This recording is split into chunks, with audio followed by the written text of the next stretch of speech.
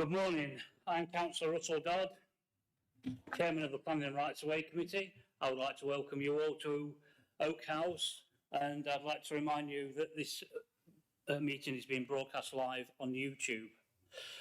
Item number 1 of the agenda, minutes of the last meeting held on the 22nd of July 2025. The draft minutes of this last meeting held are included as item 1 on the agenda. Can we take those minutes as a true record of the meeting, please? Thank you. Thank you very much. Item number 2 on the agenda, apologies for absence. Are there any apologies for absence? Chairman, I don't have any apologies except from one of our public speakers who's registered today, Lee Holmes. So I will be reading his statement on his behalf. Thank you very much, Catherine. Item number 3, declarations of interest by members and officers. Do any members or officers present have any interest to declare? None, thank you. Declarations of lobbying, item number 4 on the agenda. Do any members present have any instances of lobbying to declare?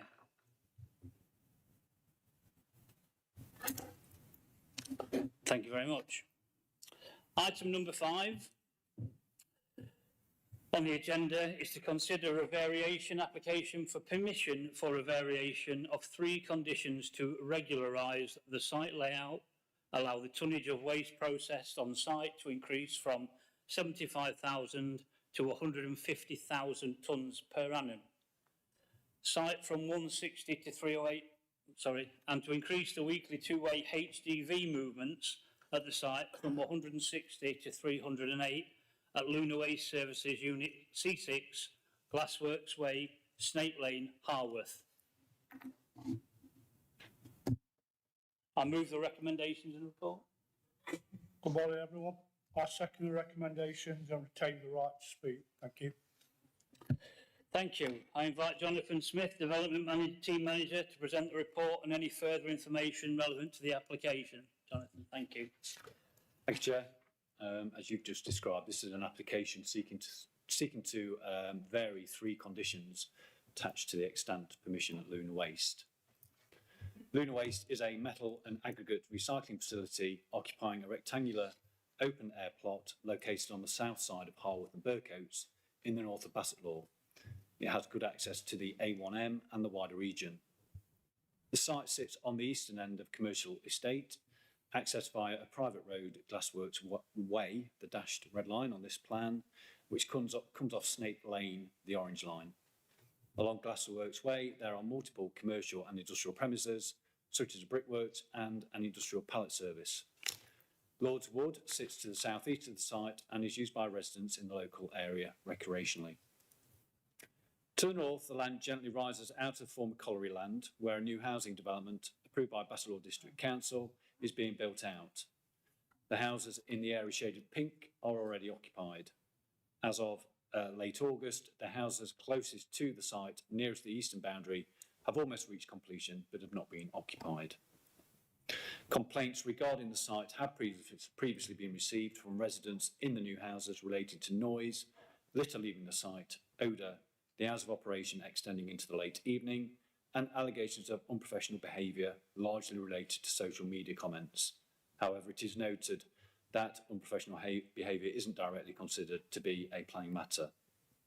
These complaints did lead the authority to issue 5 breach of condition notices, and it has since been observed through a number of site visits that there have been changes made to the operational practices at the site, and it is considered that the site is now operating broadly in accordance with the extant permission. This includes the site now only processing wastes, such as metals and construction waste, that is permitted under condition 8 of the extant permission in order to address the litter issues on and around the site. The site itself consists of a site office, weighbridges, a weighbridge office, and parking along the south side of the site, with waste operations taking place on the northern side. This general arrangement was conditioned in previous planning permissions in order to limit impacts on Lord's Wood to the south and southeast. The processing on site consists of the shredding and sorting of metals and construction waste before being sent to other facilities for further processing. The site sits on a concrete hard standing across all surfaces and has an operational surface water drainage system which appears to be functioning and working well. Limits on stockpile heights are already in place. Condition 3 seeks to regularise the site layout plan. No major changes to the site layout are proposed, but instead of the existing broad areas of operation, the new layout plan details the locations of machinery such as trommels and is detailed on the plan shown on this slide. The site is currently allowed to process up to 75,000 tonnes of waste per annum. This application is seeking to double that to 150,000 tonnes per year. Whilst this is a large increase, it is deemed that the site is capable of adequately processing this amount of waste, subject to compliance with the recommended planning conditions. With an increased quantity of waste and the future residents living close to the site, amenity impacts have been the main consideration of this application. This slide on the photograph shows the housing under construction to the right, with the application site hidden behind an area of trees to the left. Between the housing and the site is a large landscaping bund, which is to remain in place. This next photo has been taken from outside the site, adjacent to the northern boundary.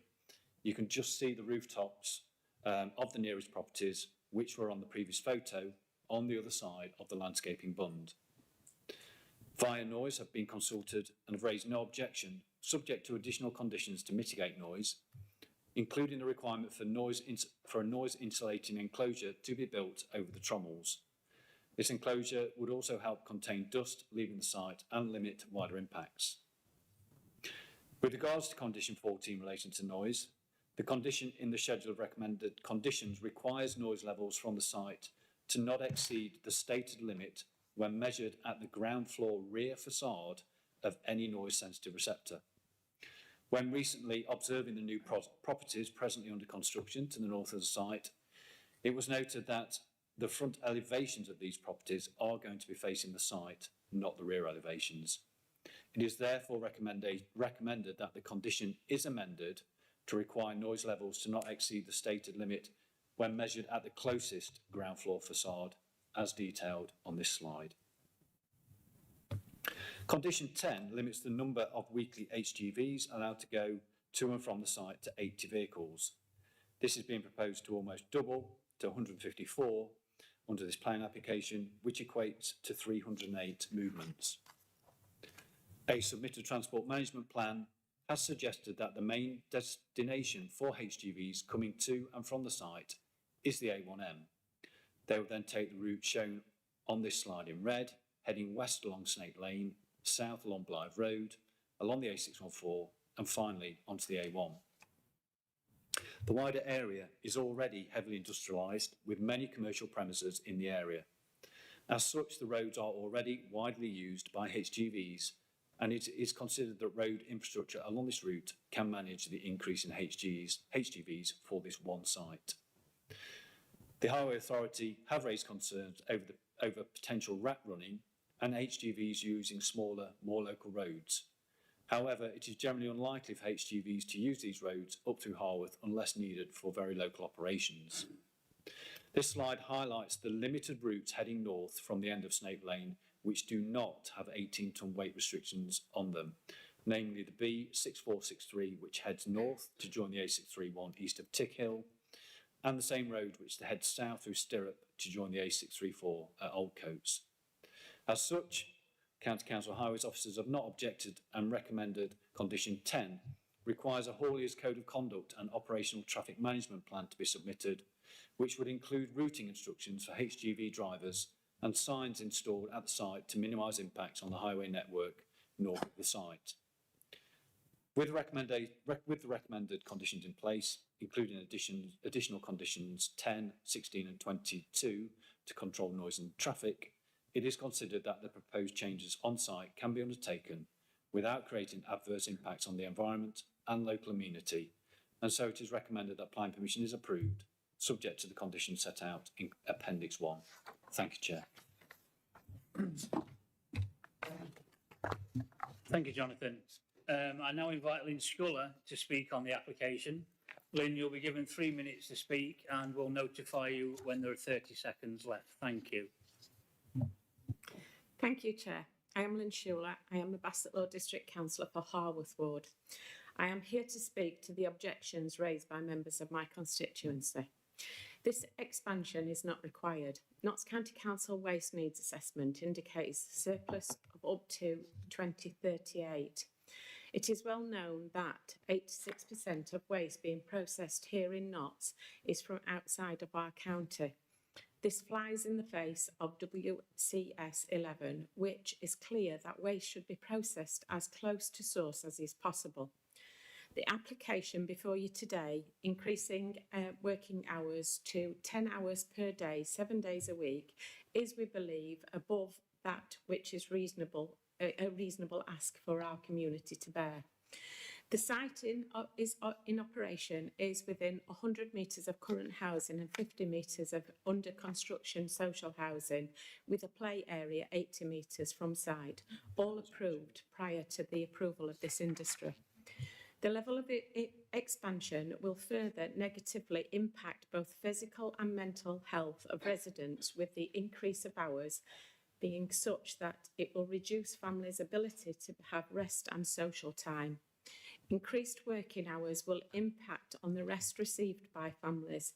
It will see poor sleep patterns of families who are no longer able to use their outside space and relaxation due to noxious odours and dust particulate. They will be negatively impacted by increased noise. There has been and continues to be a waste escape from the site and into adjacent woodlands, being badly affected with deep litter, with enforcement action ensuing. The noise level has been detrimental even with the bund in place, and it is of concern that these have previously caused an impact. Doubling of activity will feel a further detrimental impact. It is of interest that there has been extended closure of the site during this application process. However, I was informed this weekend that the site resumed activity and that negative impacts of littering and dust and smell were felt by residents. I urge you to have the foresight to protect our community from the respiratory and cardiovascular problems that this could incur. The reduction in social space, reduction in mental health and well-being received from social activity, and the rest and overall feeling of being underserved by those charged to protect them. I ask you today to refuse this application for the people of Harworth and Burcoats, but more for the residents of the Simpson Park estate. Thank you. Thank you, Lynn. Do officers wish to clarify any matters that have been raised? Thank you, Chair. Yes, just a couple of points. Mr. Schuler mentioned that there wasn't a need for the site and referenced the emerging waste local plan, identifying a surplus recycling capacity in the county. That is covered at paragraph 34 of the report, which does acknowledge that, but the emerging plan does not wish to prevent further recycling capacity coming forward, as that would ultimately support the waste hierarchy in dealing with waste in more sustainable matters. And just to clarify as well, there was a reference to increased in hours. Condition 13 sets out the hours of operation, and just to clarify, an increase in hours, it does not form part of this planning application. The hours of operation in condition 13 are 7 till 7 Monday to Friday and 7 till 1 on Saturdays, with no workings on Sundays and public and bank holidays. Thank you, Chair. Thank you, Jonathan. I would now like to invite Lee Holmes to speak on the application.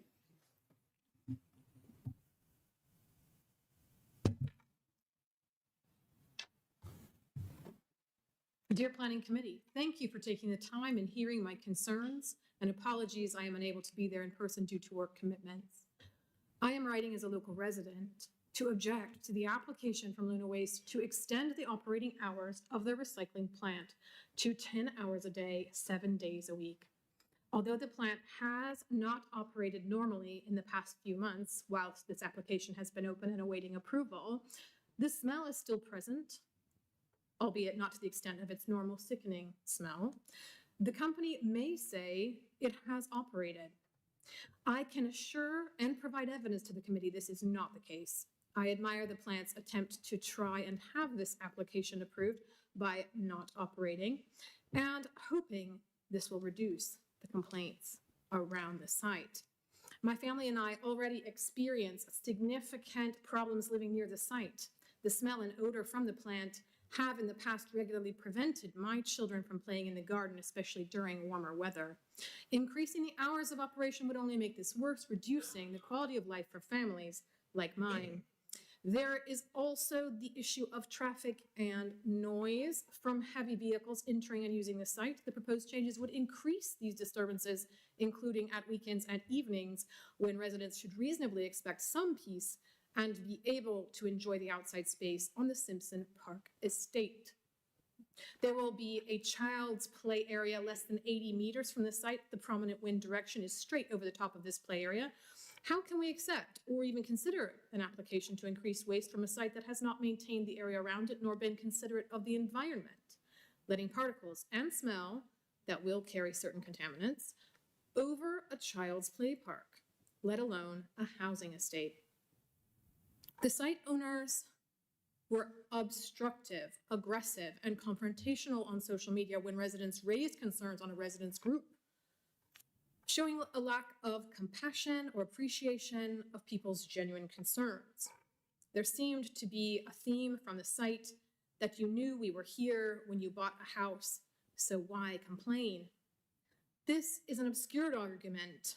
Residents wish for the site and this planning committee to recognize a planning application for a residential dwelling was approved prior to Luna Waste starting on the site and changing their original working and operating scope to include household and building waste. Importantly, Luna Waste has previously failed to comply with operating rules, which led to the withdrawal of an earlier application. This history makes it difficult to trust that the company will manage an even larger operation responsibly. The company have erected large concrete walls that has made the noise worse due to it echoing from each wall. For these reasons, I see no real reason why this application would be approved. Thank you very much, Catherine. Thank you, Catherine, for reading that out on behalf of Lee Holmes. Do officers wish to clarify any matters that were raised there? Thank you, Chair. Again, an increase in hours was mentioned there, which I've just answered previously. Yes, there was a reference to traffic and noise increasing evenings and weekends. And again, I'll just refer members back to the hours of operation, which would not change. Health issues were raised in that speech. Health is not a planning issue. There will be an environmental permit. These are multi-regulated sites. There will be an environmental permit issued by the Environment Agency as well to operate the site. And it's more of a permit issue to deal with issues that could cause health issues. And there was also a reference to the proximity of housing to the site, which we've been made aware of. But, officers' observations are that with the conditions that are being recommended, that they would ensure that the site could operate without causing undue adverse impact to those local residents. Thank you, Chair. Thank you, Jonathan. I now invite Councillor Hannah John to speak on the application.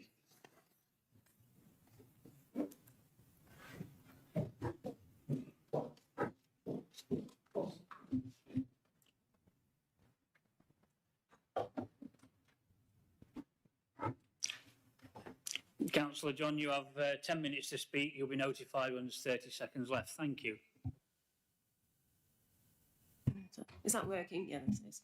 Thank you very much. I really appreciate the opportunity to speak here on behalf of my division, Harworth and Blythe. So I've thoroughly been through the application and I trust that the officers have done exceptional work in this case to ensure that all the concerns have been addressed and that the site, the waste facility will be held to accountability. So I do trust that it would not have gotten to this place, place if the checks have not been thoroughly done. And I do also trust that Bassett Law District Council have also given the go-ahead for this. So especially given the fact that it was refused last year in 2024, the application, then I just trust that Luna have done something right to turn things around and given that assurance. However, I am concerned about the 21 objections that have been raised for this application, and I suppose the last breach of conditions, which was in October 2024. So I'll briefly touch on that. So the issues that were raised are to do with the traffic, as Councillor Hsu has already alluded to, stated, sorry, and with the residents stating that it would be like a rat run. They have obviously concerns around operational hours, which we have had clarification on, that will not be increased. The dust, the odour, the noise pollution, that is a huge point of concern for the residents of Simpson Park and surrounding residential area, and also the amount of material that would be accepted, because they believe that would also increase those issues regarding pollution. I suppose I'd like to put it to Luna that to give some assurity to residents that they would comply. They'll be complying with regulations put in place, the suite of conditions that have been put in, stipulated by the county council, can be adhered to, and just to give that reassurance, I suppose, to residents. That's what my take would be on that. I also do need to highlight the fact that, sorry, I'm just losing my place here. Yes, I also do need to highlight the fact that the complaint procedure, so that has been highlighted to me from residents, that when they have made complaints to Luna organisation, that they have been fairly dismissive, and I am concerned about that. So I wonder if there any surety can be given regarding the robustness of their complaint procedure to ensure that the residents feel heard moving forward, because doubling up in terms of their operation is obviously going to impact all those matters that have been raised by the residents. So, and that's what I'd like to add to that. Thank you. Thank you very much, Councillor John. Do officers wish to clarify any matters that Councillor John raised there? Just a couple of points. Thank you, Chair. Councillor John rightly mentioned the environmental health officer as well. I talked recently, just a couple of minutes ago, about the multi-regulatory role of this site, and the environmental health officer as well has a key role to play in that. Councillor John did mention a previous application and mentioned about it being refused. It was actually withdrawn, so no decision was actually made on that application. That was withdrawn in July 2024. And just picking up on the complaints procedure that Councillor John has mentioned, we encourage people members of the public to come to us if they have any concerns about any site. There's nothing to stop them going directly to the operator, but please do come to us and we can contact the operators as quickly as we can. We have a protocol in place in our local enforcement plan which sets out how we will deal with complaints in terms of acknowledging them and then going out to site within certain timeframes to address the concerns. We have had to do that with regards to this site in the past. And so, we would encourage people to contact us in those instances. Thank you, Chair. Thank you, Jonathan. I now invite Sam Thistlethwaite to speak on behalf of the applicant. Sam, you've got 3 minutes to speak and you'll be notified when you've got 30 seconds left. Thank you. Good morning, Chair, members of the committee. I would like to start by thanking your planning officers for the time and effort they've put into working with us on this proposal. Their thorough approach and willingness to engage constructively has been extremely helpful in resolving issues and shaping the application that you have in front of you today. As you know, this scheme has been subject to careful and detailed scrutiny. Following that process, your officers are recommending approval. That recommendation is a result of a thorough assessment and proper deliberation of the key issues, which we believe should give members confidence in the proposal. The officers' report rightly acknowledges that in the past, standards of the site have not been good enough. The applicant fully accepts this and has made a significant effort to improve the site's operation. Importantly, steps have already been taken to put things right, including bringing a completely new management team with the right experience to ensure the site is run to a proper standard going forward. I'm joined today by members of that team who are available to answer any queries raised by members. This demonstrates a genuine commitment to positive change in how the site is to be operated. In relation to the proposal, it's important to highlight that there are no objections from the Council's own specialist consultees. This includes both highways and environmental health officers who have reviewed the scheme and are satisfied that, subject to conditions, the scheme is acceptable. That should provide reassurance that the key impacts have been fully considered and addressed. Policy support is equally clear. The site is supported by both NCC's adopted and emerging waste plans and sits squarely in line with national policy, which emphasises making use of existing waste infrastructure facilities in sustainable locations, which the site is. To conclude, this is an application that's been carefully assessed and responds positively to past concerns, that carries no objections from any consultees at the Council, and that is fully aligned with the policy at every level. On that basis, I respectfully ask you to endorse your officer's recommendation and approve the application. Thank you. Thank you, Sam. Members indicate if they wish to raise any points of clarification there.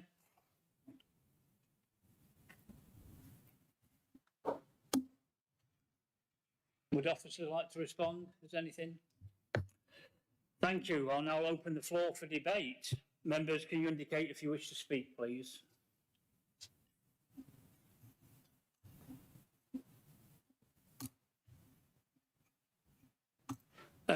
I think we'll open up with Councillor Carr today. Thank you. Wasn't expecting that, so I put my hand up last. Thank you.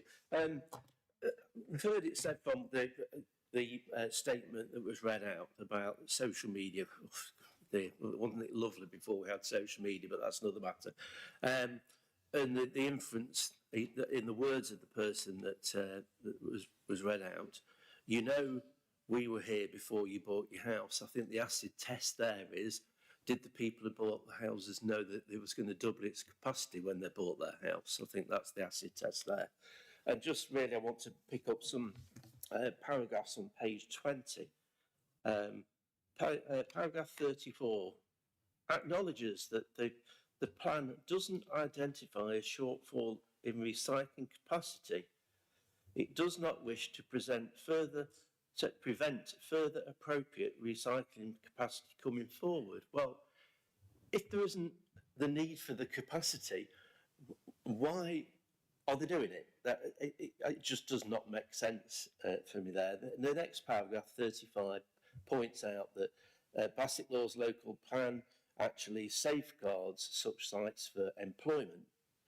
Well, we're not discussing actually getting rid of the site here. We're talking about doubling it. So that to me is not. It's just pointless actually putting that in, because we're not actually going to get rid of an employment site. We can't do that. Paragraph 38. An intensification of waste recycling facility in the station is not necessarily at odds with planning policy. However, under policy WCS 4, increasing the yearly tonnage to 150,000 does bring the proposal into conflict with this policy. And then the next paragraph, however, these policies are more to help guide site selections rather than a steadfast rule. Well, it's either a policy or it's not a policy. It's either, it's not a guideline, it's a policy. And if this is in conflict with a policy, then it's against policy. So I cannot see any need for this, particularly, and that I understand that the houses that haven't been built yet are social houses. Potentially the people being moved into those houses aren't going to have a great deal of choice about moving into those houses if they're on a waiting list. So for those purposes alone, and many others which I'm sure other people will bring up, I cannot support this application. Thank you. Thank you, Councillor Carr. Councillor Barlow, please. Thank you, Chair. I agree with a lot of what's been said this morning from residents, etc. So I refer to paragraph 9 where it states 5 breach of condition notices. So my concern is I appreciate that they've said they have a new management team and therefore will operate, but how do we prevent a reoccurrence of that? Paragraph 16, the Environmental Health Office state that they have continued to receive complaints in relation to odour and raised concern. So I take on board what Mr Smith said, Jonathan said. However, with an additional 100 homes, we don't have any long-term health studies, and I find that very, very concerning because we're being very dismissive about people's health. And I appreciate, Jonathan says this is not a planning condition, but it is an environmental condition. I'll refer to paragraph 17, via noise engineer. It must be monitored and complied with. We must make sure, and that must be a condition. You know, what conditions do we have to monitor it? I also raised concerns over paragraph 19 regarding the rat runs, and that these conditions should include a hauliers code of conduct and operational traffic management plan. That must be a condition, it must be complied with. And are there weight restrictions going to be applied to the villages that don't already have one to protect them from the rat run? I live in a village and I have vehicles using my village as a rat run, and it is not funny, it is dangerous because the roads are not built for wide lorries. I refer to publicity where it says the working hours have been extended late into the evening. I appreciate what Jonathan said, and I know that this planning application does not include extending the hours, but that also should be a condition that they cannot extend the hours.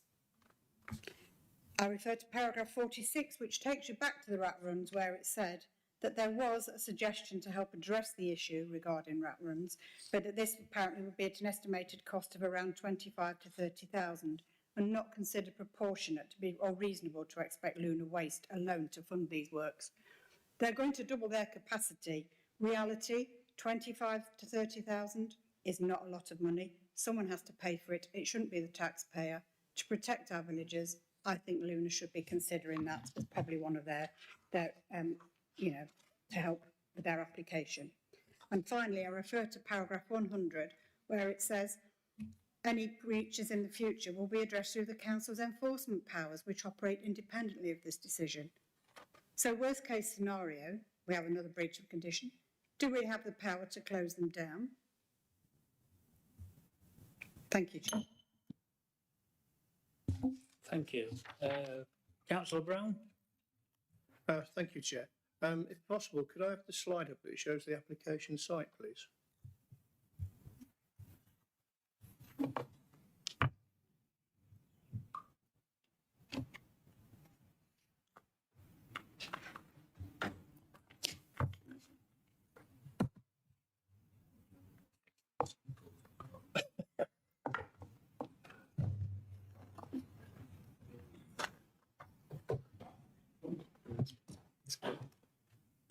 The one that shows the surrounding area. The one before that. That's the one. Yeah. Couple of questions for Jonathan. The application site, if I'm correct, is west of the housing development that's yet still to be built. Taking the prevailing winds in this area are westerly, that new development is going to be in direct line of fire, if you want to put it that way. That's one question. The other question I've got is the noise measurements. 90 dB plus 5 is 95 decibels. Is that a national recommendation or one that this council has decided on its own? The reason I ask that, because the area surrounding East Midlands Airport is a maximum noise limit of 83 decibels for departing and arriving aircraft on all the routes. So it seems to me rather more noisy than a fully laden 737. And also on the rat runs, as you call them, for the HGVs, are there any weight restrictions on these roads being put on? If not, why not? Thank you.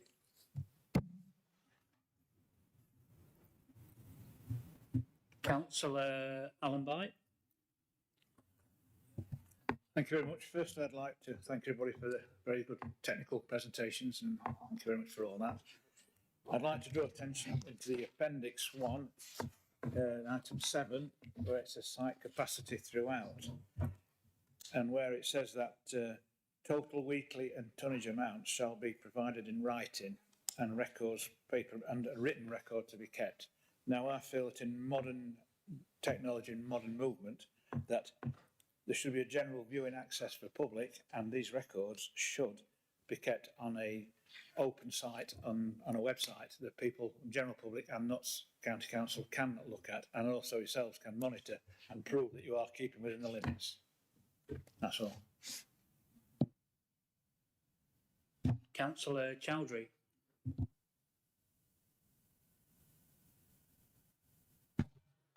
I have one question regarding consultation with the authorities like Bassetlaw District. No objection. And HO Bassetlaw stated they have continued to receive complaint in relation to outdoor raised concern, increased throughout the material is likely to give more raise to further complaint. And also by noise engineer, no objection. I have a question for that as well. And environmental agency, no comment. This is the big question. If his plan go through, this report, have you got any report regarding this? Or have you done any work on this? And this need to be looked at. Thank you very much.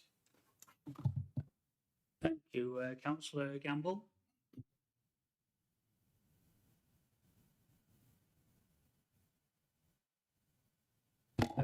Barlow raised earlier. Thank you, Baz. So I'm looking at compliance and enforcement of environmental impacts. So question 1 is for traffic and HGV movements. Is there a system in place to monitor daily HGV numbers, and how will that information be shared with council and local residents? Will automated counters be used to ensure adherence to designated haulage routes? Are there measures to prevent queuing at peak times, and what happens if traffic congestion occurs despite a traffic management plan? Question 2 is on noise. How frequently will noise monitoring be carried out? Are there limits set for specific times of day, and what is the process if noise levels exceed those limits? Will there be additional acoustic measures if complaints continue? Number 3 is on odour. Can officers clarify how odours will be managed, enforced, and how quickly the operator must respond to complaints? Are there thresholds or measurable standards in place to trigger corrective action? Number 4 is on dust, litter, and site hygiene. Will we be ensuring that wheel washing and dust suppression measures are carried out? And what reporting mechanisms exist if litter or dust escapes beyond the site boundary? And number 5 is compliance and enforcement. How will the council monitor adherence to all these conditions, HGVs, noise, odour, dust, over time, and what enforcement options are available if conditions are breached after approval? Thank you very much. Thank you. Councillor David Smith. Thank you. I'll just read a bit of it in about in April 24 about planning application was received to increase the annual about the output to 100 odd tonnes. The application was subsequently withdrew in July 24 due to concerns raised by officers relating to the proposed increase throughout the associated impact, in particular relating to the noise and highways.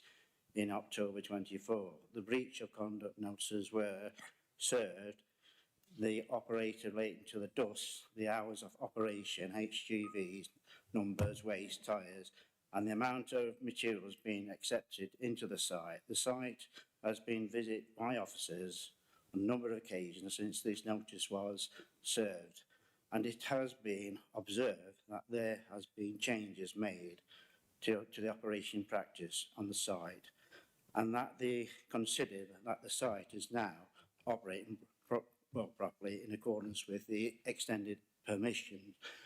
Has there been any other issues with the site as well, you know, besides where the officers has been in to actually try and sort these problems out?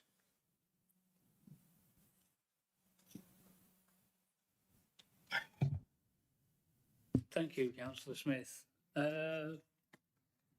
Anybody else? Any other members? Councillor Kev Brown? Sorry. Paragraph 72, it states the assessment states that noise impacts arising from activities at the site therefore warrant implication of noise mitigation. Without this structure, proposed changes would be in breach of existing noise conditions. Have these structures been actually put in place? Thank you. Sorry, thank you. Quite a lot of questions, technical data. If you could just take your time going through, I appreciate there's a lot of technical stuff here. Thank you, Chair. If I can just come in first. So, thank you for your comments and thoughts. I'd just like to remind members that what you have in front of you is an application, a Section 73 application to vary existing conditions. So the question that you have in front of you, is it acceptable to extend the increased tonnages on this site, and is it acceptable to increase the HGV movements? They're the two fundamental questions that you have in front of you. I know the report has given a lot of context in terms of the enforcement and the monitoring, and that's a good context for you to have, and it's very important that you understand that. But we're looking at this application in front of us today, and those two questions are weighted and considered very carefully against the policies in the relevant plan. So I just want to remind members of that core.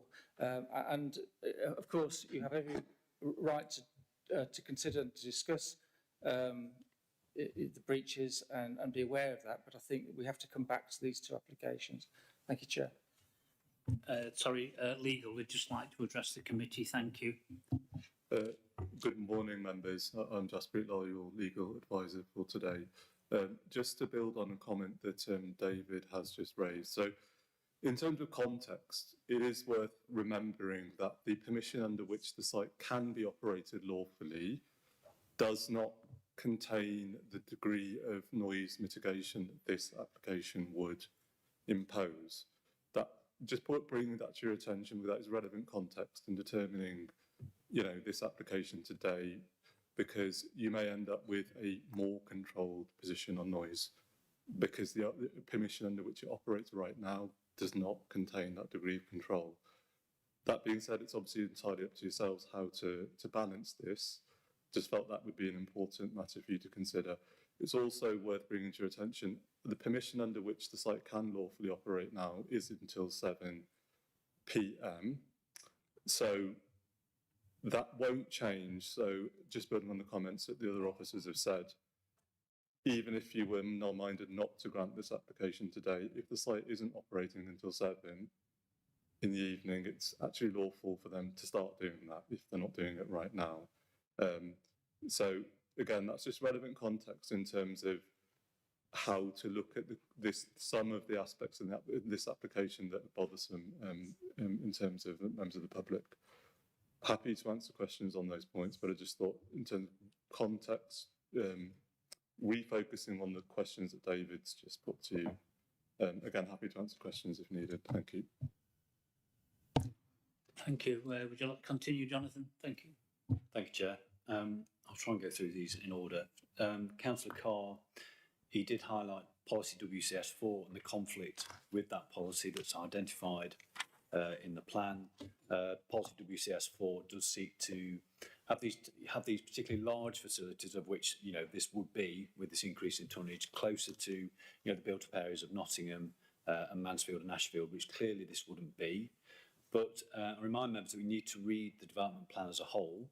There are other policies. Policy WCS7 does direct these type of developments to employment land, of which this clearly is. And WCS8 supports the extensions to existing waste management facilities, and whilst this is not a physical extension, it is an extension to its throughput, and so that is broadly seen as being preferable to creating new sites. So it's important to read policies as a whole. Very rarely will you find a proposal which is compliant with every single policies. There will always be a bit of tension between policies, and we need to kind of work through those policies and come to an overall decision in terms of whether we feel this is overall compliant with the development plan or not.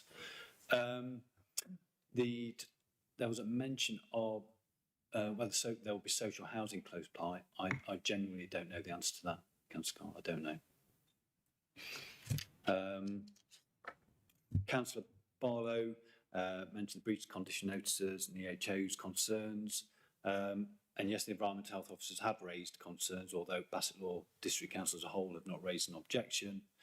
And she said that the noise conditions must be complied with, and in Appendix 1 to the report, conditions 14, 15 and 16 seek to control noise.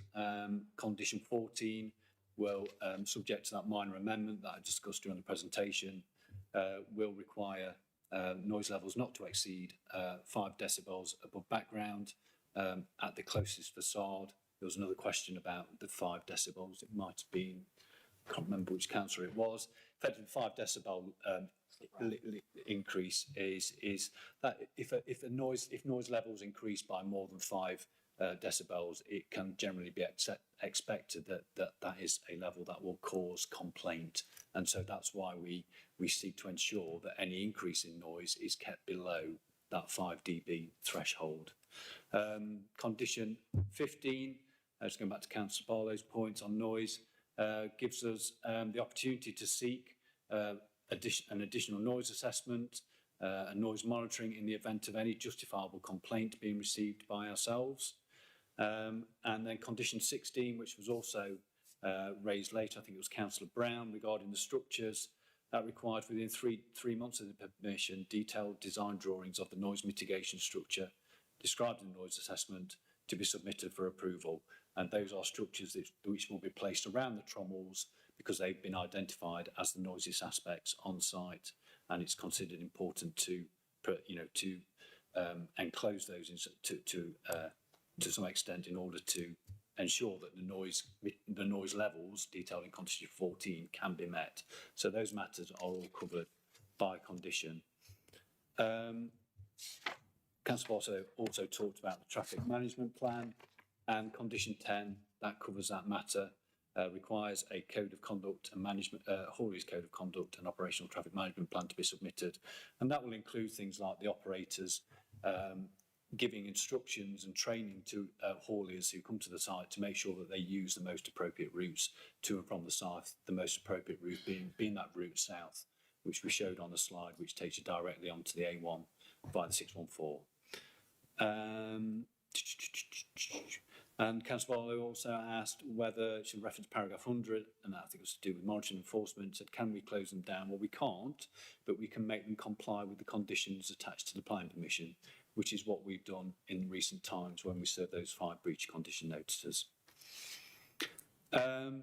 Councillor Brown, yes, he talked about the housing being upwind of the site and the noise limits, and I've just talked about that 5 decibel limit contained in condition 14. In terms of rat runs, are there any weight restrictions? As I set out in my presentation and was shown on a slide, there is one road, and it's a road that goes north and then also goes south, which does have isn't weight restricted, but all of the local roads in the area are effectively weight restricted, so it should prevent rat running. Councillor Byde asked about the provision of tonnages and that they should be available online. I mean, that is ultimately, that will be, it's not a planning requirement for that to be a case. We don't feel, you know, we can ask for details of tonnage to be provided to us. If the applicant wishes to make that information available, then that is a decision for them to make. Councillor Chowdhury commented that the EA had not made a comment. I mean, it is perfectly within their gift not to make a comment on an application. You know, that's the response they've given, and that's the response we've reported to you in the report. Councillor Gamble mentioned monitoring daily HGV numbers and routes. In terms of HGV numbers, again, condition 9 requires the applicant to keep and maintain daily and weekly records of all HGV movements to and from the site, including vehicle registrations, origin destinations and load tonnages. And again, we can request those details if concerns are raised with us that HGV numbers are in excess of the permitted number set out in condition 9. In terms of noise, how frequent is monitoring carried out? Well, we have the facilities to undertake noise monitoring of our own whenever we visit the site, and monitoring officers will visit the site several times a year to ensure compliance. And so, you know, we have the opportunity to do that, and we also have the opportunity to request noise monitoring to be undertaken if we received any justifiable complaints. Odour, how will this be controlled? There is a condition 20, requires the operator to inspect all incoming loads upon delivery, and any putrescible or potentially odorous waste contained within incoming loads shall be removed from the waste immediately upon receipt and placed in a sealed, airtight storage container skip for storage, which will thereafter be removed from site within 72 hours of its delivery. So there are provisions in place to control the types of waste that are coming in, and in particular to control the type of waste that can likely lead to odour issues. Yeah. And plus, plus the Environment Agency, through the permit, have the opportunity to control that as well. In terms of dust suppression, condition 21 lists a whole number of measures that the applicant will need to include or need to undertake routinely as part of their operations in order to control dust. The use of water bowsers, regular sweeping of yard surfaces, provision of catch fencing in terms of catching litter, and the temporary cessation of waste processing during extremely dry and windy weather, and the use of wheel and tyre cleaning equipment at the point vehicles leaving the site to ensure that mud's not trafficked onto the road, and also ensuring that vehicles are sheeted when they leave the site so that they're not so litter isn't falling out the back of them once they go onto the highway. Councillor Smith mentioned the previously withdrawn application. Yes, it was a similar application, but we raised concerns at the time. The applicant withdrew it. They've gone and done some more assessments. They've resubmitted a similar application, which we've considered on its own merits, and we are here today discussing that. And in terms of Councillor Brown, mentioned the structures for noise. Again, yes, that I've just mentioned. I think that's condition 16 that will require those details to be submitted and for them to be put in place within suitable timeframes. I hope I've covered everything, Chair. Thank you, Jonathan. Jaspreet from Legal would like to speak. Thank you. Thank you, Chair. Yeah, I just wanted to just give a little bit of some reference points in terms of one of the legal tests. So, members, you'll remember from your training that you're obliged to have consideration to what are considered to be material considerations. That is set out in the Town and Country Planning Act 1990, Section 70. One of those material considerations is the National Planning Policy Framework, and paragraph 56 states local planning authorities should consider whether otherwise unacceptable development could be made acceptable through the use of conditions. Then goes on to say planning conditions should be kept to a minimum and only imposed whether necessary, relevant to planning and to the development to be permitted, enforceable, precise, reasonable, and all the other aspects. So The reason why I flag that is one of the things that you've got to consider today is, do these conditions work? Have conditions been put in place that will work? That's one of the tests. And in that context, the reason why I raised that is in the event of an appeal, one of the tests that PINs look at when they look at whether an appeal was reasonable or not is whether the whole issue could have been dealt with through conditions. And if PINs view that the council's conduct is unreasonable in any appeal, in that the appeal only exists because the council didn't consider reasonable conditions, they can impose a costs award against the council in any appeal in that context. Just raising that because, again, just focusing on what are the issues today, what do we need to consider. Happy to answer questions though if necessary. Thank you, Chair. Thank you, Jaspreet. Councillor Townsmith, thank you. Thank you, Chair, and thank you, Jonathan and Legal, for those responses. I didn't contribute to the main discussion because most of the points were commented on by the members. I just want to say from the outset of my contributions that I don't envy planning officers or legal officers and their role, because you have to follow policies and legislation which have absolute no reflection to the real world that councillors and the public are engaged with every day. And I don't envy that position. It's a tough position to be in, and I understand it. Jonathan, you said in response to the question about conditions that this new application contains conditions to control noise, which the existing permission doesn't. But I think members, Jonathan, need reassurance on those because the existing permission has conditions that were breached 5 times in October last year. So it's all well and good saying these new conditions will control noise, and the legal officer then poses the question, will these conditions work? Well, I can tell you now the conditions won't work because they will be ignored, and we can only go, that's my presumption, and we can only go on historic behaviours, of course. So no, they won't work because they'll be ignored. That leaves the question then, will our enforcement action work against new conditions? And I think that is what we as members, Jonathan, need assurance of today. What will that enforcement action look like if there was another breach? What is the strongest action we can legally take as a planning authority? How quickly can we do it? And what's the outcome of that? And if you can reassure us on that, then I can answer and members can answer the legal question that's just been posed to us quite rightly of, will the conditions work? Because it's not will the conditions work, it's will the council's enforcement work for the residents, because that's what we're here for the residents. And that's what needs reassurance. If you may, Jonathan, I'd be grateful. Then you spoke about other matters about rat running, and I wrote it down what you said, I quoted it, should prevent rat running. Again, that's not good enough because should, could, would, it's just woolly and nonsense. So then as the county council, Councillor Sheila and Councillor John, I can guarantee once this gets approved, if it does, your inboxes will be full of rat running queries and issues. And then the county council, not planning, and it's I'm not disrespectful to the planning department, not the planning, the highways team then will become the hurdle that everyone will have to get over. Can we get speed bumps in at a cost of £100,000? Can we put chicanes in that slow the traffic down and put people off?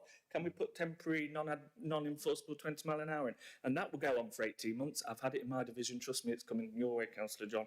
And then and who pays for it? The taxpayers. We do. And we're in control of the application now, and we should, this is just a plea for planning officers in applications going forward. I've said it for 7 years. We are in control at this point, and we should be putting the mitigation in now, and we should vote on it now, and we should ask the applicant, how very nice that they are, to pay for it, rather than chase our tail in 18 months' time, because that's what will happen, and that's just a personal bugbear, and it's time we started doing it. But on the enforcement stuff, can you just reassure us on how quickly we'll enforce it, what our strongest powers are, and then we can answer the legal question of, will they work? Thank you very much. Thank you, Councillor Nathan. I concur with Councillor Smith to a degree that yes, if not, conditions won't work if they're ignored. Yeah, but as has been proven, this is set out in paragraph 9 of the report. Concerns have been brought to our attention in the past, which led to us serving those 5 breach condition notices related to dust, hours of operation, HGV numbers, waste types, the amount of material being accepted onto the site.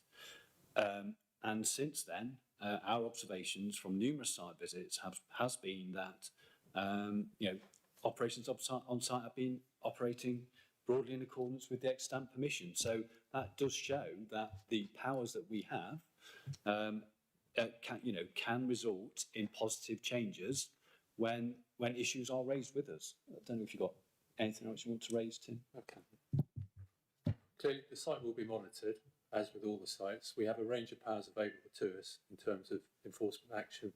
Breach condition notices we've served in relation to this site require compliance with conditions. We have also options in terms of enforcement notices, which will require certain actions to be taken. In the more extreme end, there's temporary stop notices, but there's got to be clear reasons for taking that action. We will, as I say, monitor the site. We will raise issues that are raised with us, with any developer on any site, seeking to resolve those issues and then take it forward. If we cannot get a resolution via negotiation, then clearly enforcement action will be taken. Depending on the circumstances, each case will be individual. The timings of those will be different. Clearly, if the problem is ongoing, it's immediate, and it's having ongoing issues, it will require immediate action. Whereas a more minor breach, more time will be given to resolve those points. Thank you. Jaspreet from Legal would like to speak again. Thank you.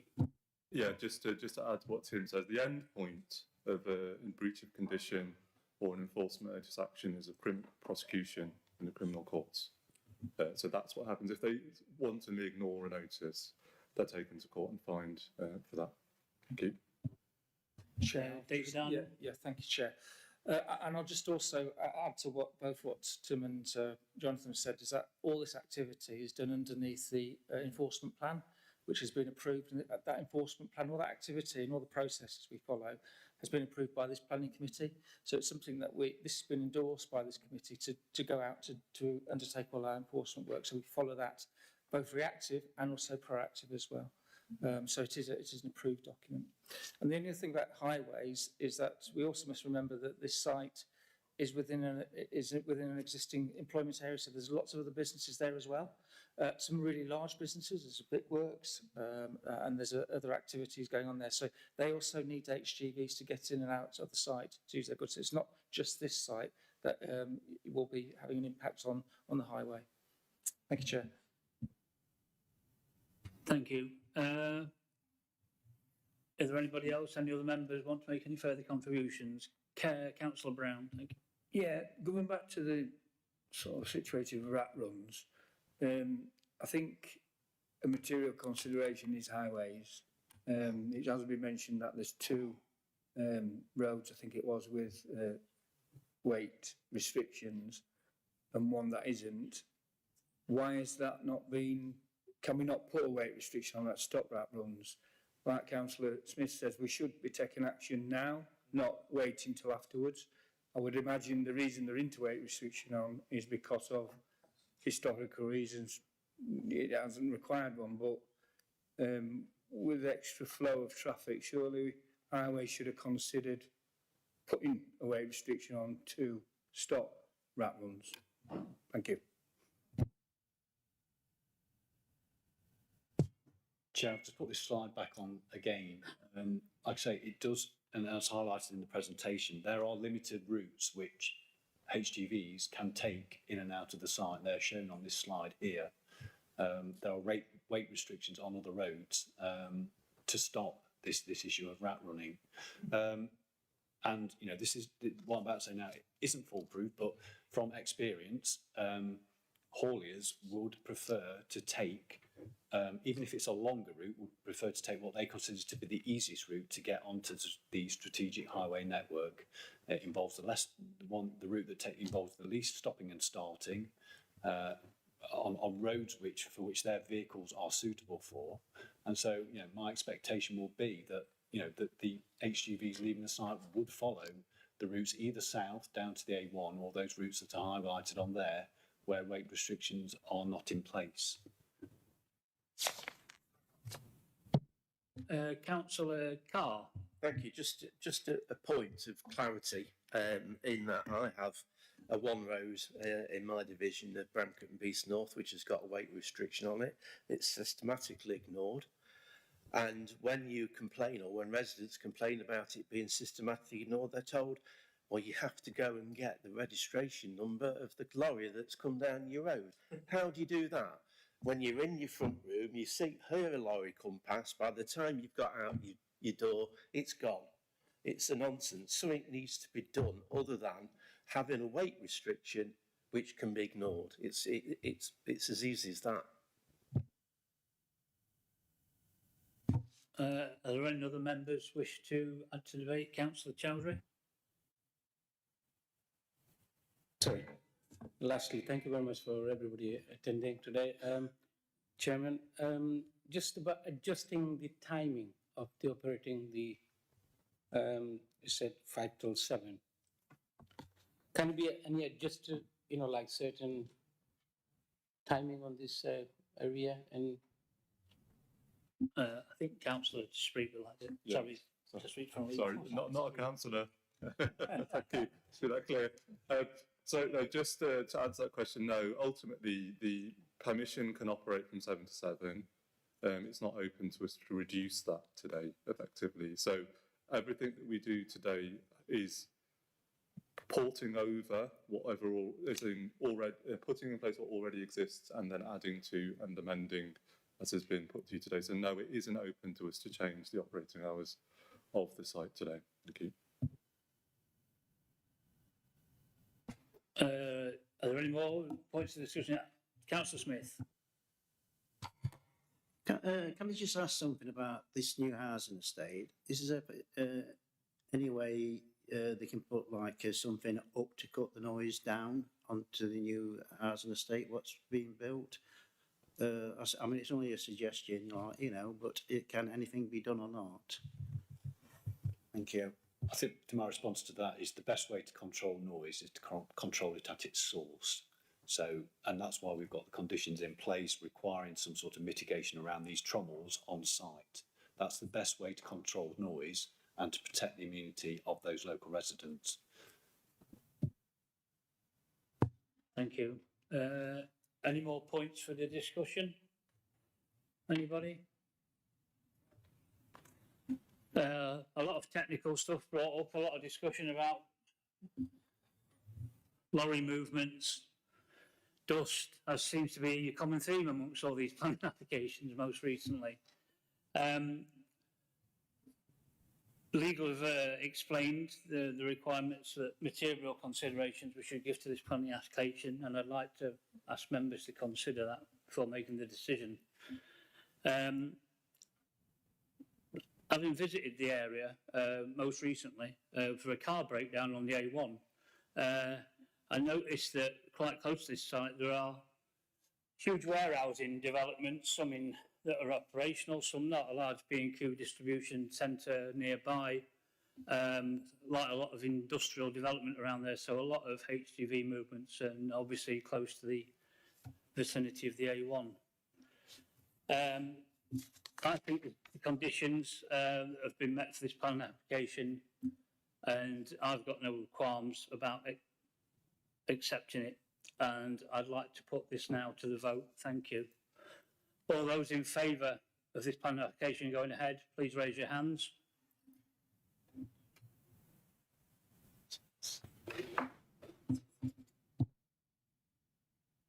All those not in favour of the planning application?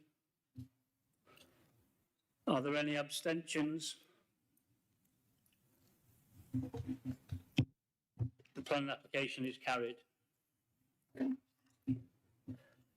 Next item on the agenda is item number 6. Item 6 on the agenda is to consider an item in respect of monitoring enforcement work carried out during the financial years 2023-24 and 2024-25, and to provide updates regarding notices served. This report is presented for information and I invite Jonathan Smith, Team Manager, Development Management, to present the report. Jonathan. Can I immediately pass this on to Tim? Tim Turner will present the report, Chair. Sorry about that. Thank you, Chair. Doing it the screen up at the moment. This report is to update members on the work undertaken by the planning enforcement team who sit within the development management team, and it's due to cover the years 2023, 24 and 24, 25. We'd normally give you a report once a year, but for various reasons, the 23-24 report wasn't presented to members. As members are aware, planning permissions are usually granted subject to conditions to make developments acceptable in planning terms.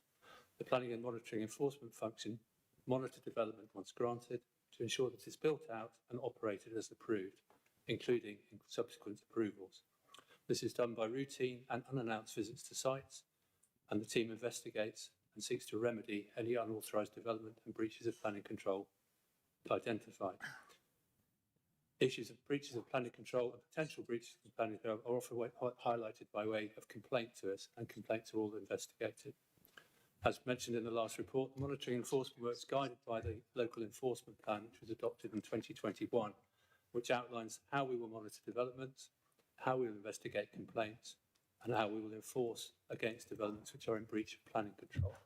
It also sets out the available options to us in enforcement terms and what the ultimate end game is with those, as was highlighted earlier, pre-prosecution in court. The plan is currently subject to review and will be updated to include changes which will be introduced or have been introduced as part of the Levelling Up and Regeneration Act. In terms of inspections for the years 23-24, we carried out 429 in total. Of those, 407 related to county matter developments and 22 in relation to county council developments. Of the 407 relating to county matter developments, 93 were to landfill sites and mineral sites, which we can charge monitoring fees for, and generated an income of £48,827.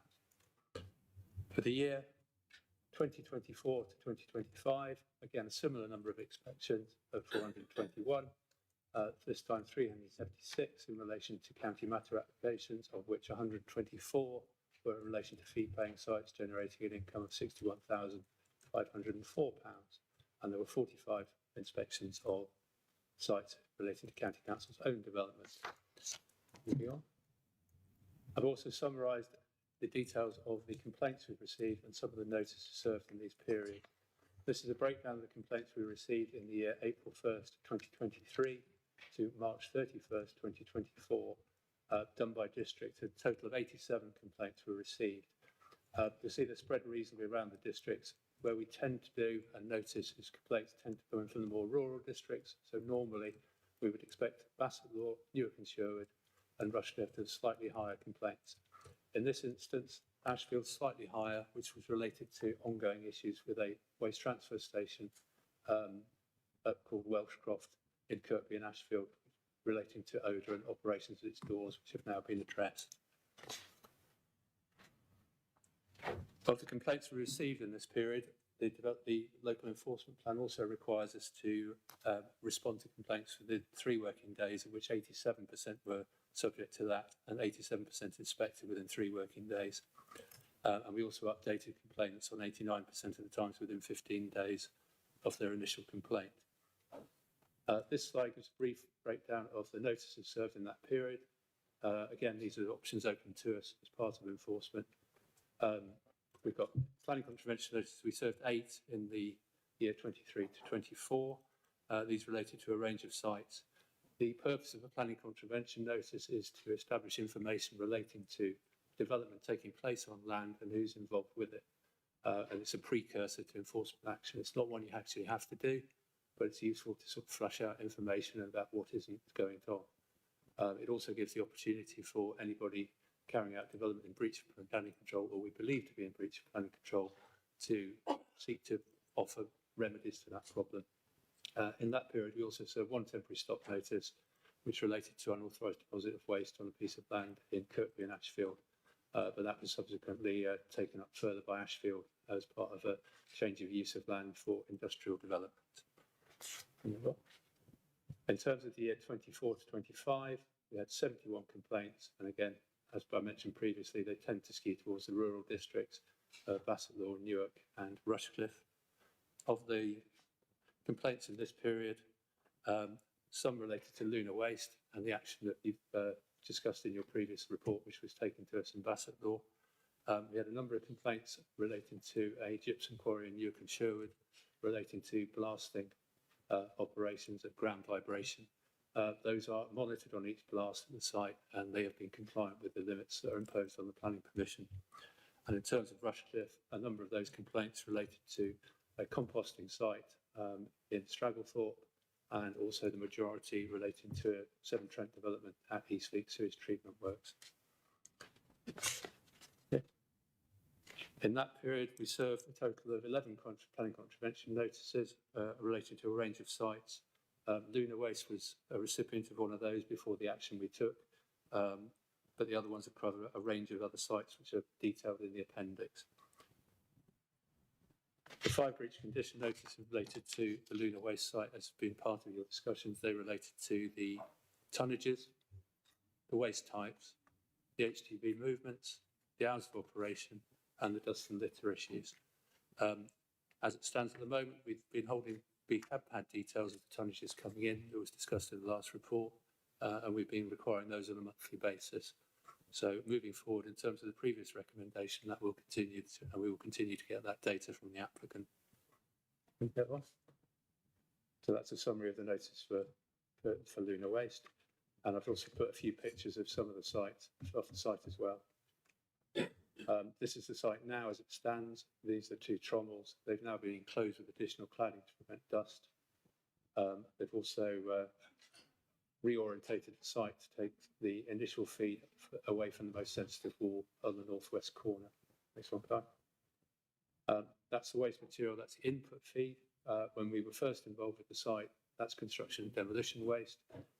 We found on site originally there was what was basically shredded plastic, potentially domestic waste, giving rise to the odours at the time. But again, that material has now changed and that's been addressed. And fine, that's the fines that now come out of the process from the construction demolition waste rather than the shredded waste and plastic that was there before. And there's a final slide for Lunar Waste. There was mention of litter leaving the site. The operator has been now in the process of recovering that from the site, and that's some of the bags that have been through that process. Give an update on notices that we've served previously.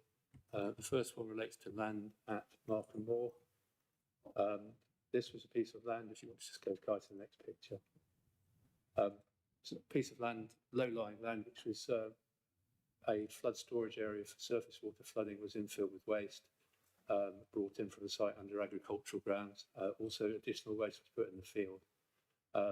We served an enforcement notice in this case. The notice hasn't been complied with, and we're currently in the process of prosecution proceedings against the owners of the land to secure its clearance. Some of the waste was cleared in 2023, and we've been given further assurances we're all done, so we'll see where we go. And there's a couple more pictures of that site. So again, you can see material being brought in. That gives a better understanding of the levels changes on the site. The second one related to the deposit of waste, again, at a place called Top Farm in Barton and Favis. Waste was brought in, as you can see, the rectangular area there. It's been obviously been going on for a period of time before we became aware of it. So primarily inert material, but mixed with other material. So we've served an enforcement notice requiring that to be removed. That hasn't been removed to date, although the Environment Agency had been involved and they were taking it forward as a separate prosecution, but that's now been dropped. So we are now able to take that up directly with the landowners. But again, hopefully these photos give you an indication of some of the material that's been brought in and deposited on the land. Sandy Lane Worksop Waste Transfer Station had planning permission granted back in the late 90s for a small area, and then increased in size of the subsequent permissions granted in the early 2000s. That included new buildings on site. The site was then operated by a less than reputable operator who basically filled the site with waste. You can see here, and he set light to it. So all the bit you can see covered in vegetation there is waste. The estimated cost of around 4 million to clear that.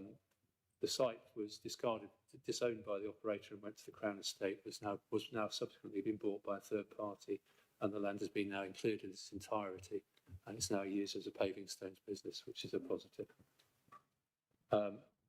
Previous notice was relating to the failure to restore a shale gas borehole site in Nissen Springs back in 23. That was the site operating at the time, and they were due to restore it some 12 months after that work was undertaken, but didn't. They applied for planning permission to try and extend it, but that was refused, and we served notices requiring its restoration at that time, and those works were done within the time, and this is the same site now clear. And finally, site on Shirex Road in Worksop, again, an old waste transfer station, quite a large materials recycling facility. That was served with notices some time ago. Shortly after that, there was a large fire on the site, which damaged some of the buildings. And again, a lot of additional waste was tipped around the site. If we go back to the first aerial from the drone, the previous one, you can see within there all the vegetated areas, how much material there is on site. That's all shredded SRF waste. It's beginning to vegetate. A new landowner has bought it after the land was again sold on by liquidators. And if we go to the next photograph, you can see the difference in it. So majority of the material in the foreground now is gone. That's now the flat material. And you can see how much the vegetated stuff adjacent to the burnt building is gone. We remain in discussions with the new landowner to secure the clearance of the site in conjunction with the Environment Agency. And that's the end of the reports I've got from that. So, like I say, if members have any particular sites they want reports on for us to investigate, we're more than happy to do that for you. Thank you, Tim. Are there any questions or comments on the report? Would anybody like to speak? Councillor Sam Smith. Thank you. As you probably can tell from the previous item, enforcement is a passion of mine. Do we, just some reassurance if I may, you probably do this already, which is great. Do you keep that application previously passed with conditions, do you keep a track of those conditions on a fancy programme you've got that says these are all the applications over the past 2 years that have been passed, these are the conditions, and these are the spot checks we've carried out, and when? And when I say spot checks, do we do spot checks, or do we just wait for residents to say, HGV's gone past my house, I didn't get the number plate because it was going at 70 miles an hour, can you come and have a look? So just some reassurance on that. Yeah, I'll take you through. Obviously, you've granted permission today for Lunar Waste. What will happen there is we will go away with those conditions. We'll get a check sheet, which is colour-coded, which will go through all of the conditions. It will highlight those which require ongoing works. It will highlight those which require future submissions to be made. And then these will go through. We will go to the site. We will check compliance with the layout plans that's developed. A new construction site that the Construction Environmental Management Plan is submitted and complied to until it's built out, and then we'll deal with the operational conditions. That's the same for each site. We aim to get to each site when it's fully operational and operating in accordance with permission. We try and get out twice a year. One of those visits is probably going to be announced. Others may not. We also drop into sites as and when we're passing, when we know them, but completely unannounced. If we highlight issues on site, as I've said, they'll be taken up to try and get a remedy to any breach we identify. We'll also try and resolve other issues which are slightly outside the planning to do with that as well. In terms of unauthorised development, which we also deal with, we're largely reliant on complaints for that coming in, but we will also identify those on other sites as well. If we get a complaint, so we'll acknowledge that, we'll get the details of it and we'll investigate. We'll give somebody the details of who's dealing with it and update them on that case and how we're progressing. So every single site, we have a check sheet for, we go and monitor it. It's on a database. It's got a scheduled date for the net inspection. Any other questions? David Smith? When you're about, when you take it to court, what happens if the company goes bust in the meantime? Who actually picks the bill up for it? I think the one I showed you previously that's been cleared is a good example of that. The company did go bust after the service of the notices. In that particular case, the land was disclaimed to go to the Crown Estate, at which point we have very little power to deal with anything. The site will sit as is. But obviously, we would encourage the land to be sold on to a party that can clear it and comply with the notice. The other thing with enforcement is you're not serving on the company. You can serve on the person operating the site and the landowner. So they may be two separate entities. An operator can go bust. There's nearly always a landowner. So the landowner is ultimately responsible in planning terms. But so if it goes, as I said, the previous one to escheat, where it goes to the Crown Estate, that's the one point where we can't deal with the landowner. So there should always be a back person to deal with it.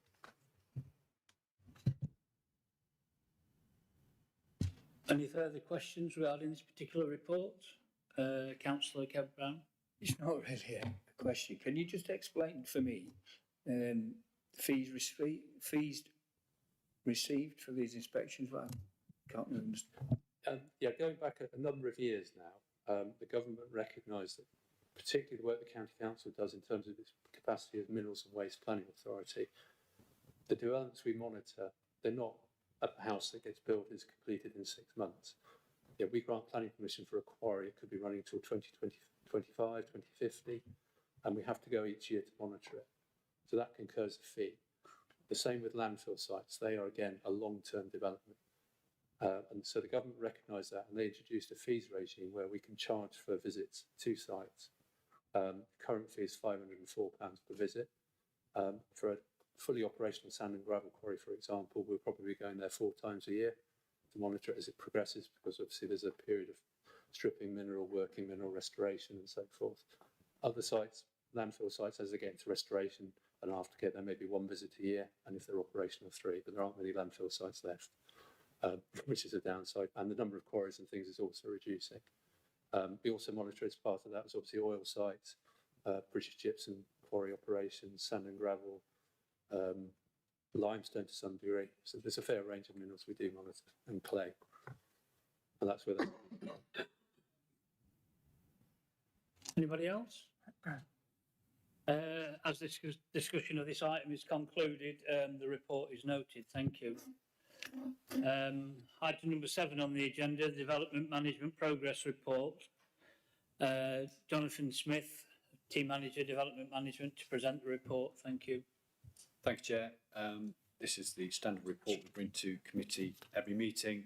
Appendix A highlights the applications received and those determined between the 1st of July and the 31st of August. And Appendix B sets out the committee's work programme for forthcoming meetings, and members are asked to give consideration to the need for any site visits that will be beneficial on any application to be scheduled to be reported to committee in the near future. I'm happy to take any questions.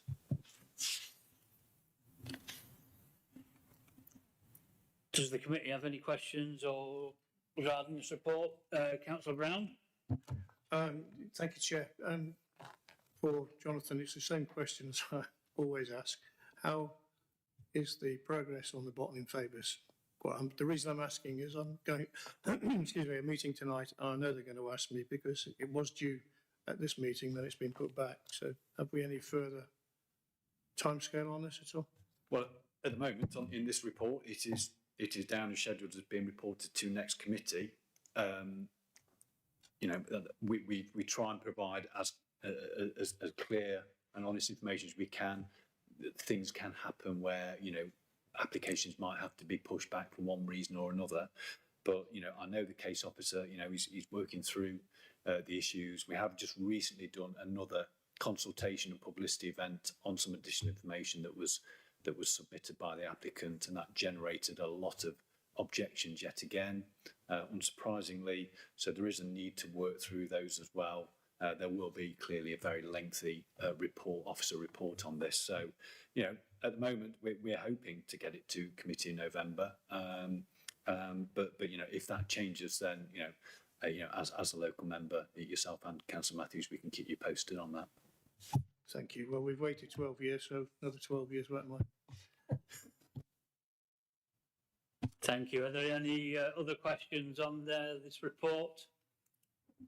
Anybody else got anything they'd like to add, discuss?